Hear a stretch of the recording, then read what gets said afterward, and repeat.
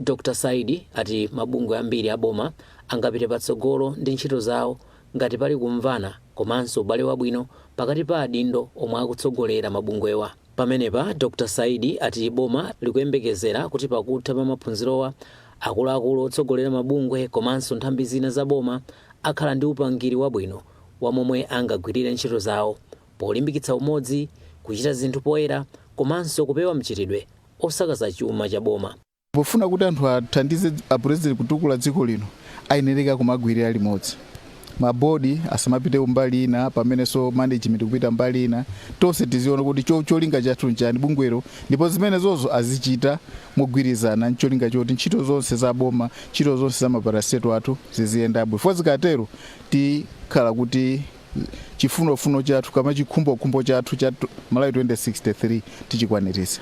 Mawu ake mkulu wa bungwe la Malawi School of Government lomwe likuchititsa maphunzirowa Professor Lewis Dzimbiri wati akuluakulu omwe akuchita maphunzirowa ndofunikira kwambiri pa chitukuko cha dziko lino kumbali ya nkhani za chuma kamba kuti amatsogolera nthambi za boma. CEOs management ikaziwenso malire yawo komanso mabodi akaziwe malire yawo, akaziwenso ubale wawo wa anthu awiriwa kapena magulu awiriwa komanso ubale wawo ndi boma.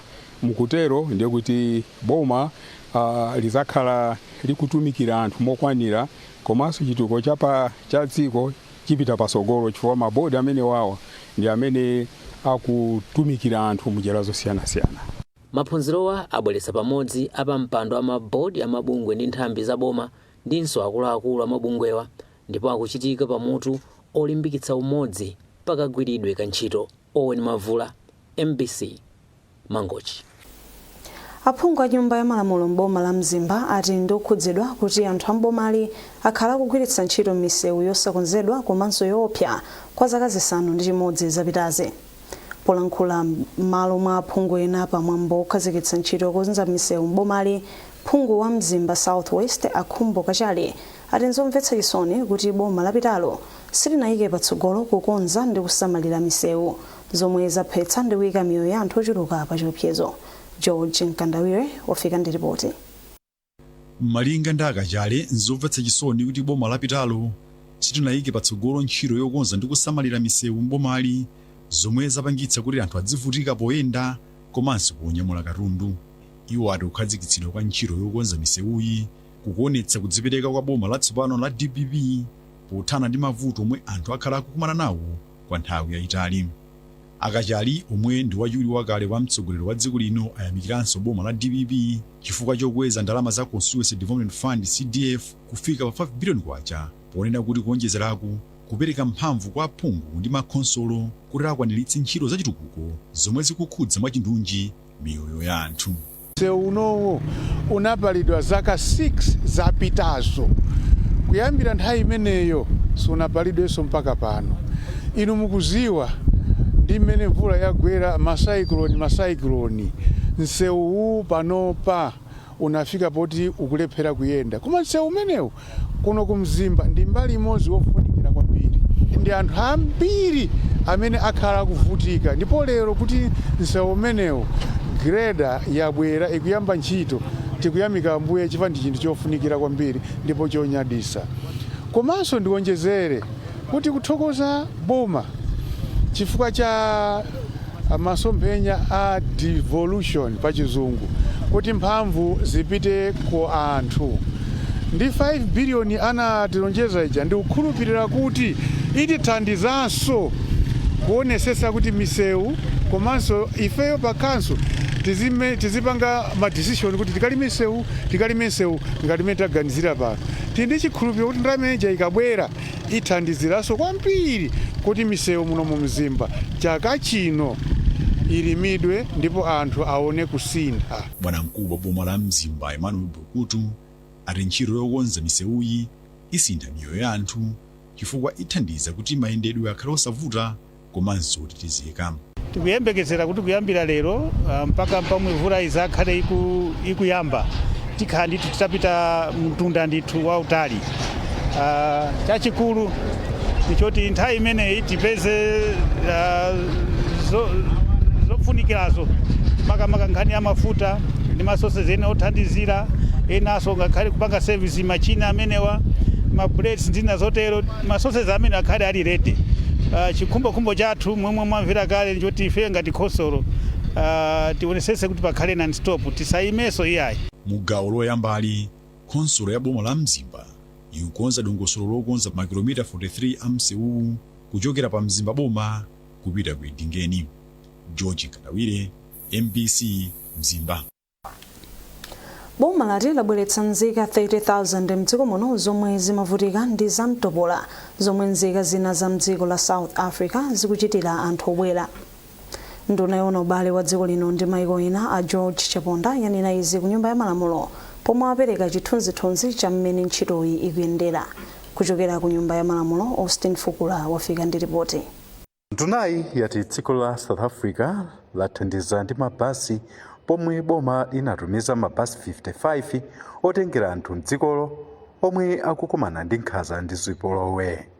Apa Chaponda ati ngakhale anthu 30,000 abwera mdziko muno, chiwerengo cha Malawi chikupitirira kukwera tsiku ndi tsiku. Pano lino zapomezeka kuti akusadiki azatumiza komiti imene zapita ku South Africa kuti ione zimene zikuchitika bwanji, kuti kusogolo kuno tione chochita kweni chifukwa Africa sopano tikunena za umozi, economic integration. Sichoncho tikuyang'ana za kusogolo kuti ziyenda limozi, anthu aziyenda country change, ndiye zinthu zokhala ngati zimene zimakhala ngati zikutibwezera kumbuyo. Ndiye chifukwa kwa chache asadiki apita kumeneka. Komanso chokomeresapo ndikuti a president avomereza kuti a Cyril Ramaphosa president aku South Africa akutumiza mtumwi wawo kuti azaonane ndi za president kuti aone chochita. Pothirirapo ndemanga, mtsogoleri wa zipani zotsutsa nyumba ya malamulo a Simplex Chichola Banda ati pomwe boma likukangalika ndi ntchitoyi nkofunika kuti ntchitoyi ichitike mwachangu.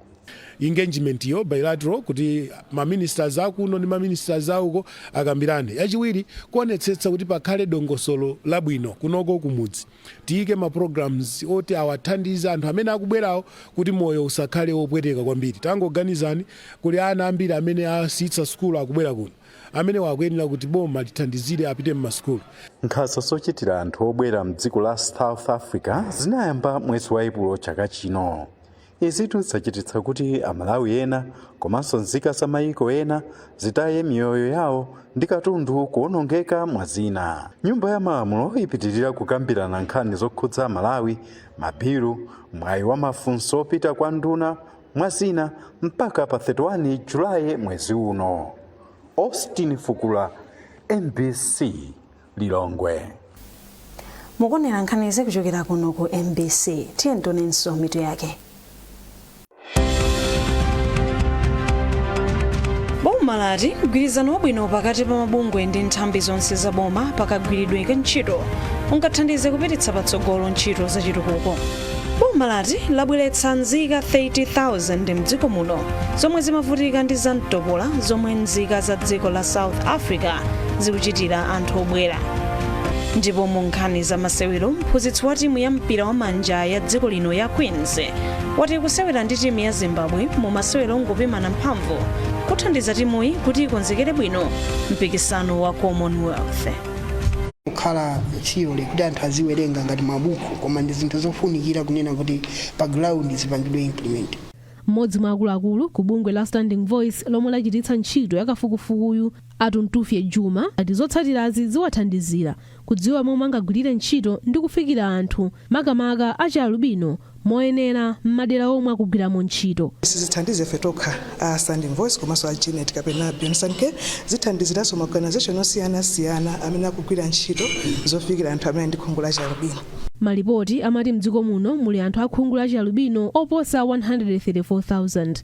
Kafukufukuyu wachitika ndi a Malawi Human Rights Commission mogwirizana ndi APAM komanso Makoda, ndipo ntchitoyi ayigwira ndi ndalama zochokera ku European Union ndi a Standing Voice pansi pa ntchito ya bungweli yatitukulane.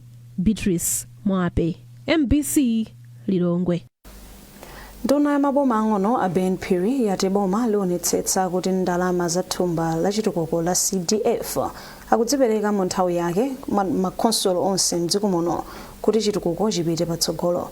Aphiri anena izi ku nyumba ya malamulo ku Lilongwe pomwe amauza aphungu kuti ndalamazi ayamba kupereka konsolo zikamamaliza dongosolo lonse ligula katundu komanso akupeza makampani omwe agwire ntchito zachitukuko zomwe akufuna agwire m'madera.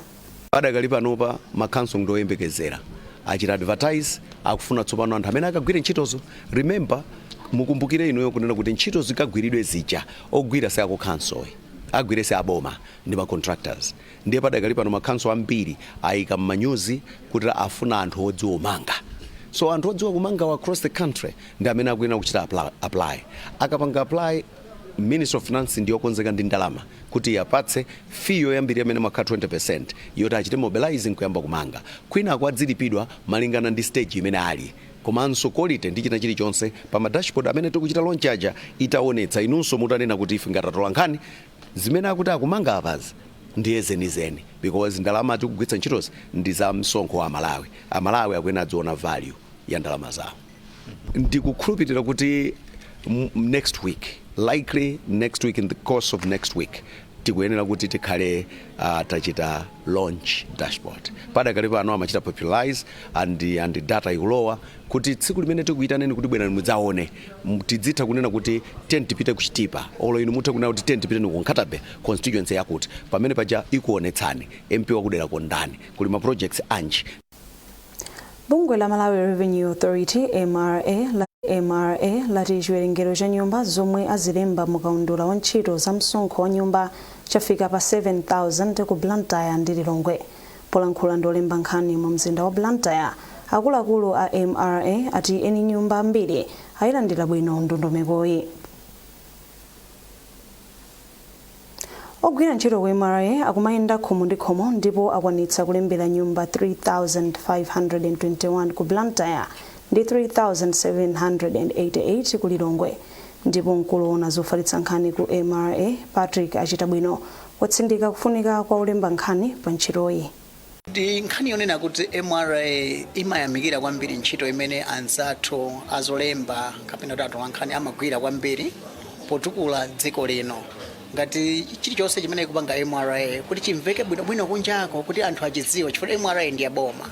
Ndiye iliso ndi udindo opanga communicate ofotokozeranso anthu omwewo za zimene kuchita. Ndiye amene timayenera kudalira kwambiri kuti amene angafotokoze mwabwinobwino mwa ukadaulo wake wa zinthu zimene zindi ndani. Ndiye mukayang'ana mbali imeneyo chifukwa tinachiona kuti ndichofunika koposa kuti tikhale pansi ndi atola nkhani tikambirane nawo afotokozere kuti kodi program ya project ya electronic invoicing system ili pati padakali pano kuti muzifotokoza mwenye komanso mwina project ya za rentals imene imati rental income ili pati. Ndiye tinaona kuti ndikoyenerera koposa kuti zimenezo tizere kwa anzathu a media kuti muthe kufotokozera mtundu wa Malawi. Mbali yolembesa yakhale kuyenda bwino kwambiri mukayang'ana mpesa kuti poyambirira penipeni system inkaonesa kuti anthu opanga register anali 49 komano mukadusa mupeza kuna kuti 1 year down the line olembesa cha apitirira 8,000 pamene muchiyembekezo cha MRA timayembekeza kuti maximum ikoza kwa 9,000 then katafika olembesa oposera 8,000 mwa expected 9,000 kuti progress imeneyo ndi yabwino kwambiri. Ndipo olemba nkhani ati misonkhano yofotokoza tsatanetsatane wa ntchito za MRA ndiyofunika monga kunenera olemba nkhani za malonda ndi chuma chimwemwe mangazi. Nzofunika kwambiri chifukwa auchita ntchito zosiyanasiyana a MRA ndi anabwera ndi mauthenga otidziwisa kuti zinthu zikuyenda bwanji pa ntchito zina zimene akuchita ngati ndondomeko ya EIS imene akhazikitsa posachedwa imene imathandiza kuunikira msonkho wa value added tax komanso amakamba za msonkho umene eni nyumba zobwerekesera akukonza kumapereka akuyenera kumapereka. So akutifotokozera kuti ku EIS ku anthu alowapo ndithu. So tikamadziwa zimene zija ndiye kuti ifenso tikatenga nkhani imene ija ndi kukapereka kwa mtundu wa Malawi ambiri adziwa kuti komatu ndisasalire nanenso ndichite nawo zimenezi zimene zithandizenso kuti ntchito zimene akugwira MRA zitheke mosavuta ndikuthandiza kutolera msonkho ochuluka chuma chimene chimathandizanso kuyendesa dziko lino. Mphunzitsi wa timu ya mpira wamanja ya dziko lino ya Queens wati kusewera ndi timu ya Zimbabwe mu masewero ongopimana mphamvu kuthandiza timuyi kuti ikonzekere bwino mpikisano wa Commonwealth omwe uchitike kumapeto a mwezi uno ku Scotland. Ma Queens asewera masewero anayi ndi timu ya Zimbabwe kuyambira lachiwiri pa 7 July mpaka pa 10 July ku Kuhes Sports Complex mu mzinda wa Blantyre, mu masewero omwe saoneredwa ndochemerera komanso olemba nkhani. Nayo Amin Musa ndi nkhani yonse. Fula wati masewero anayiwa ndi ofunika kwambiri pokonza timuyi poti timu ya Zimbabwe yakhala ikugonjetsa mu masewero atatu omwe asewera nayo mbuyomu, zomwe zikutanthauza kuti zokonzekerazi zikhala zamphamvu kwambiri. Ndipo mtsogoleri wa osewera Queens Takundwa Lwazi akuti masewero a Zimbabwe akhala mweso wabwino wa momwe akonzekerera mpikisano wa Commonwealth. Kubwera kwa Zimbabwe kwa ife ndikofunika kwambiri, monga somukudziwa taluza katatu kwa Zimbabwe, Namibia, Zimbabwe then pa Malawi pomwe. Ndipo kwa ife tonyozo kuti tiyambire pa iwowa kuona kuti ma mistake omwe timapanga ndi ati ndi zinthu zijata zipanga collect ndi tufuna tiyesereso pa iwo omwewa since anati chinyako kwana katatu.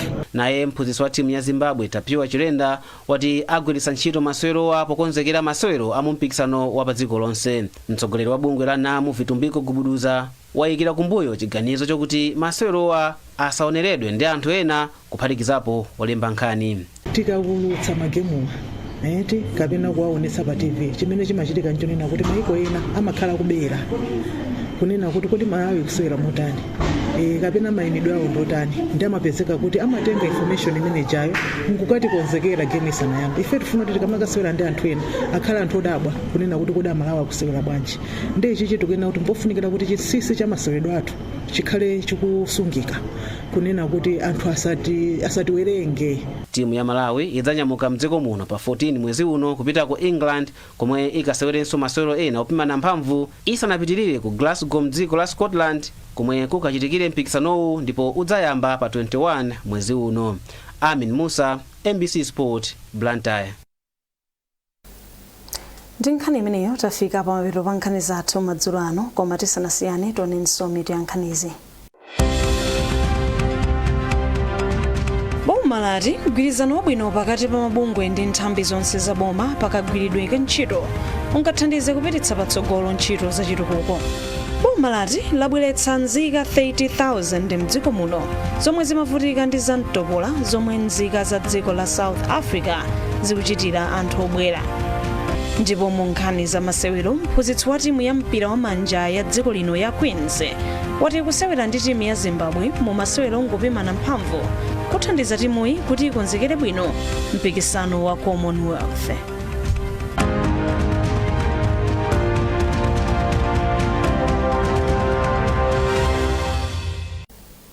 Pezani nkhanizi ndi zina zambiri popita pa mbc.mw kapena MBC Digital pa Facebook, Instagram komanso X. Munali ndine Secret Noah ndi mzangayu Tauson Kamalata. Usiku wabwino.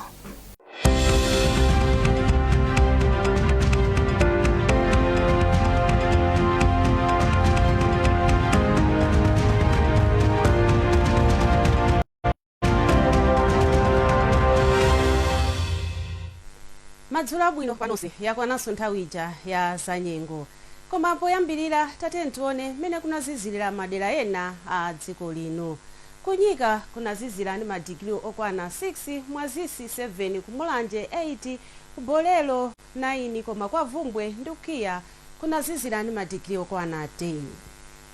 Tiyembekezere nyengo yozizira kupitirira usiku uno komanso mawa, koma masana kudzafundirapo ndipo kudzakhala mitambo yapatali. Mphepo ya mphamvu yamwera ikupitirira kuomba pa nyanja zathu zonse, koma icheperapo mphamvu kuyambira mawa usiku. Kotero kuti onse ogwiritsa ntchito nyanjazi akupemphedwa kupitiriza kukhala osamala.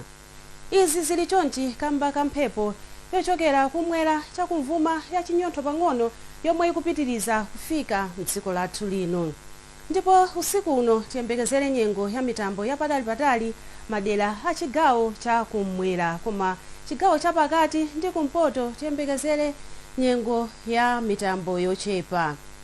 Mawa kuzazizira madera ena a dziko lino, ndipo kunzuzu kuzazizira ndi madigiri okwana 8, kukasungu ngakhalenso kulilongwe ndi madera ena ozungulira madigiri okwana 11, koma ku Blantyre kuzazizira ndi madigiri okwana 13.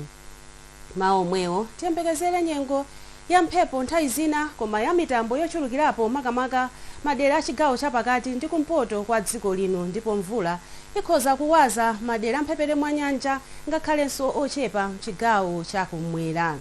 Mawa masana tiyembekezere nyengo yofunda madera ambiri a dziko lino, ndipo kukalonga kudzafunda ndi madigiri okwana 25, kunkhotakota 27 ngakhalenso kumangochi, koma kwa Ngabo kudzatentherapo ndi madigiri okwana 29. Masana omwewo tiyembekezere nyengo ya mitambo yapatali-patali madera a chigawo chakumwera pakati ngakhalenso kumpoto kwa dziko lino, ndipo kamwayi ka mvula yowaza kakhoza kukhalapo madera ena ochepa. Ndipo mkucha lachinayi tiyembekezere nyengo ya mphepo nthawi zina komanso ya mitambo yapatali-patali ndi kamwayi ka mvula yowaza madera ena amphepete mwa nyanja ya Malawi ngakhalenso chigawo chakumwera. Zikomo poonera za nyengo munali ndine Charity Mapundo. Khalani odziwa, dziwani za nyengo.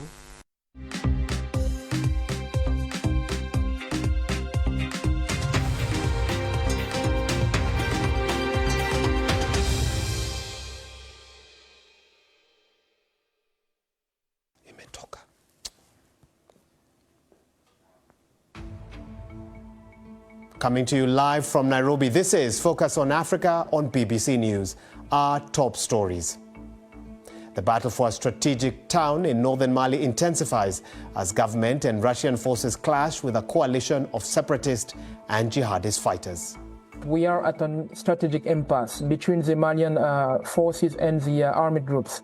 We have seen the armed groups launching attacks, but they haven't really been able to control those towns. Meanwhile, Nigeria launches an investigation into some of the world's largest technology companies over alleged anti-competitive practices and the unauthorized use of news content.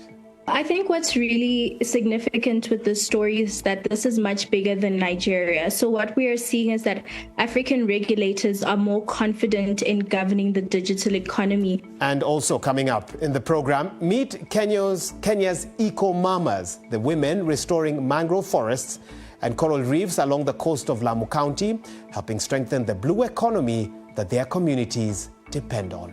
I began planting mangroves in 2018. Since then, we have planted more than 200,000 mangrove trees, restoring over 20 hectares of coastline.